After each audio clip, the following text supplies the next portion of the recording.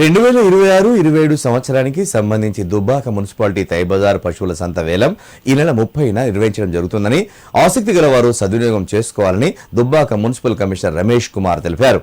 సిద్దిపేట జిల్లా దుబ్బాక పట్టణ కేంద్రంలోని మున్సిపల్ కార్యాలయంలో మీడియా సమావేశంలో మాట్లాడారు. ఈ సందర్భంగా ఆయన మాట్లాడారు.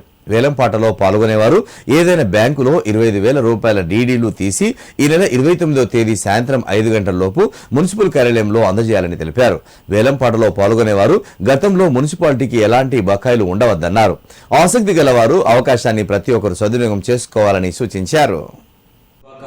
మున్సిపాలిటీ పరిధిలో 2026-27 సంవత్సరానికి తైబజార్ మరియు పశువుల సంత వేలం నిర్వహించడం జరుగుతుంది.